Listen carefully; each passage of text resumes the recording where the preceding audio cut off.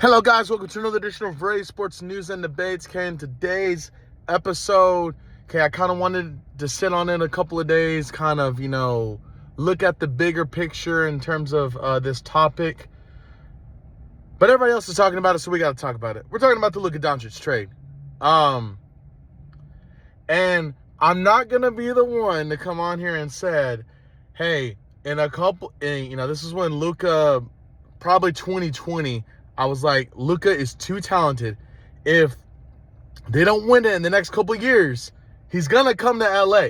He's going to come to LA. And he came to LA. Now, he didn't know he was going to LA, but he came nonetheless. But yeah, probably the biggest trade in NBA history. A three-team trade between the Dallas Mavericks, the Los Angeles Lakers, which is my team, and then you have the Utah Jazz. I'll go over the details in it before I go over my perspective on each team outside of the Jazz, because the Jazz pretty much just, they got picks, so they were just in there for giggles at this point. But the Lakers did acquire Luka Doncic, Maxi Keebler, and Markieff Morris, who's already played for the Lakers before. The Jazz will receive Jalen Hood Schifino, who was on the Lakers roster, wasn't really playing a lot. Maybe he'll get an opportunity in Utah to play. The Jazz also receive a 2025 second rounder from the Lakers and the Dallas Mavericks. So they got a couple of picks, good for Utah. They're not really doing well this year anyway. So Laurie could be on the trade market here shortly. And the Dallas Mavericks will get Anthony Davis, Max Christie, and the Lakers' first round pick. I believe it's 2029, the pick that they're giving up. It could be the 27. I'm pretty sure it's 2029. So don't quote me on that. I'm going to look at it from Dallas's perspective. Okay. I think it helps you short term because you have Kyrie, who's essentially going to be the number one guy now, although I personally think AD should be the number one guy in Dallas, but conversation for another day.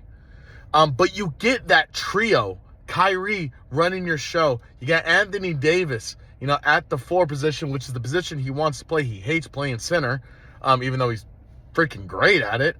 But he gets to go to the power forward because the Mavs have a couple of centers. And then you have Klay out there shooting threes. Okay, so it's Kyrie's show. He gets to run it. I think, Kyrie's 33. Anthony Davis is going to, Kyrie's going to be turning 33. Anthony Davis is going to be turning 32 in the coming weeks and months. But I like it. I like the combination of Kyrie and AD. I think they're going to feed off of each other. I think, the offense is going to open up a little bit more because you don't have Luka being ball dominant and Kyrie. It's just going to be Kyrie. And I think they're a contender. I think Dallas legitimately is a contender with Kyrie and AD. I think AD's that good enough to where he could carry that team. You get anything out of Klay, hey, bonus, gold star.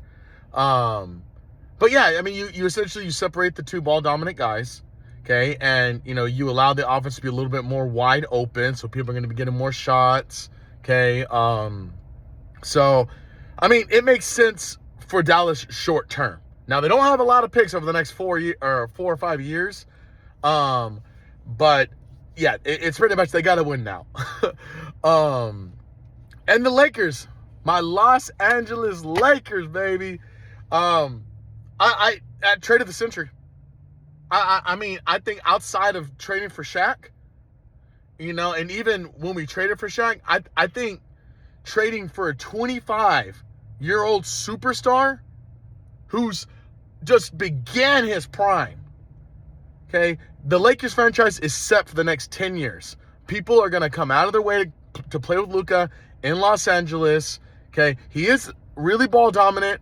Okay, I think LeBron will take a step back and kind of let Luka, do essentially all the hard work, and LeBron will capitalize when he can.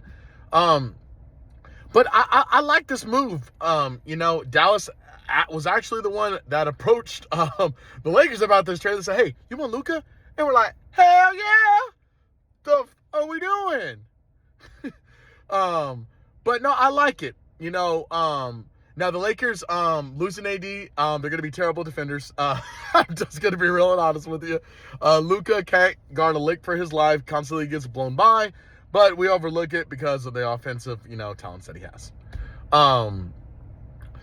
So they got Luka, they got Maxi Keebler, solid 3-and-D guy. I like the addition. Morris, a veteran, he's been in the league a while. I think you can ultimately put him with Austin Reeves, Dalton Kinetic, who Luka has found success. If you put shooters around Luka, he finds success.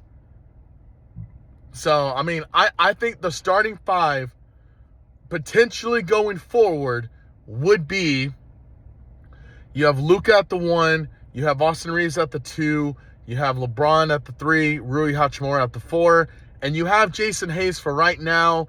That there are rumors out there that the Lakers are trying to get Miles Turner for like the 5th time in the last 5 years, which I would like Miles Turner in that center position in terms of defensive prowess.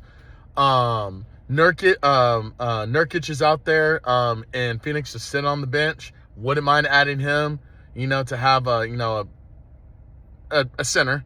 I like Jackson Hayes, but I mean, if we can get somebody better, let's get somebody better. We have a first-round pick to kind of, dangle out there like a carrot.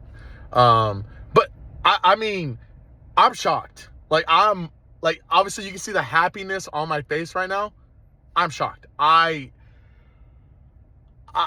didn't think this was possible. I thought Luka was dead set in Dallas. He was he just signed that 5-year, I think $374 million contract, which is getting like $69 a year. And I mean, I'm happy. The Lakers franchise is set for the next 10 years. If they could keep Luka happy, it's set for the next 10 years. Okay, you have Austin Reeves, who's still young. You have Dalton Kinetic, who's just coming to the league. You have Rui Hachimura, who's got at least 8 to 10 more years left. Okay, you have a veteran of Morris for the next 3 to 5 years. Okay, if you get anything out of Bronny,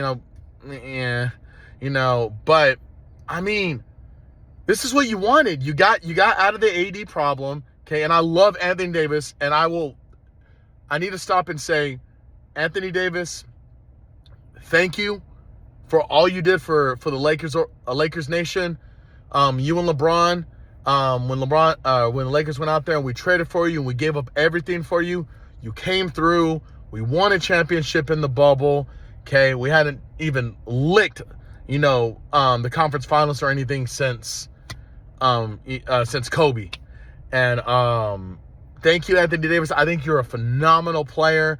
I know you're gonna do great things in Dallas once you come back from the injury. But thank you, AD. That's all I can say from a Lakers guy who was constantly cheering for you. Thank you for everything you did for us, man. Extremely, extremely grateful for the time that you were in LA. Sad that, we couldn't finish the story, but, it is what it is. It's business. It's the NBA. But saying that, AD has had a terrible injury history and staying on the court. Now, when AD stays on the court and he's healthy, he's a top 5 player. I don't care what you say, about all these other guys. AD is a top 5 player when he's healthy, offensively and defensively, a top 5 player.